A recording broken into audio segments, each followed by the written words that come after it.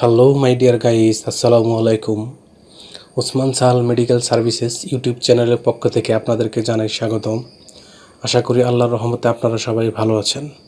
বন্ধুগণ, আজকের ভিডিওতে আমি আপনাদের সাথে বাচ্চাদের বা প্রাপ্তবয়স্কদের বুকে সর্দি বা কফ জমা, কফযুক্ত কাশি, শুষ্ক বা শুকনো কাশি, অ্যালার্জি বা চুলকানি ইত্যাদি সমস্যার সমাধানে অত্যন্ত কার্যকর একটি মেডিসিন এবং মেডিসিনটির নাম, দাম, গ্রুপ বা জেনারিক নাম, প্রস্তুতকারক কোম্পানির নাম, খাওয়ার নিয়ম এবং এর সাইড এফেক্টস বা পার্শ্ব প্রতিক্রিয়া সম্পর্কে আলোচনা করব।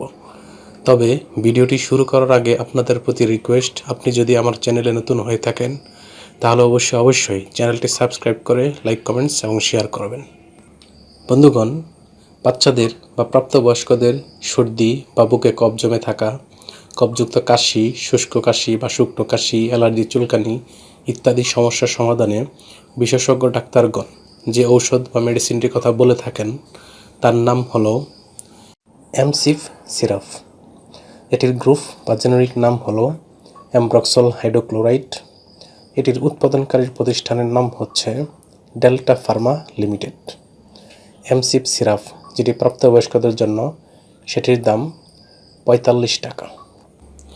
এটি খাওয়ার নিয়ম হচ্ছে যাদের বয়স 2 থেকে 5 বছর তারা সিরাপ সেবন করবে এবং 2.5 ml করে বা হাফ চা চামচ করে দিনে 2 থেকে 3 বার।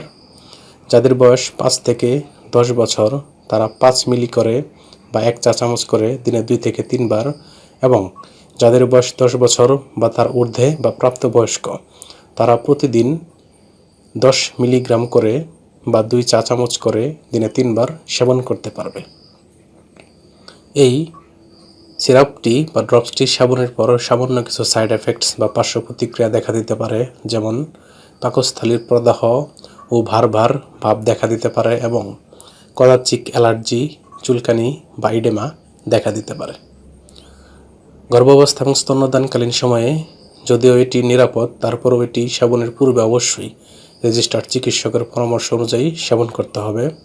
ওষুধটি আলো থেকে দূরে 30 ডিগ্রি সেন্টিগ্রেড তাপমাত্রার নিচে এবং শিশুদের হাতের নাগালের বাইরে রাখতে হবে।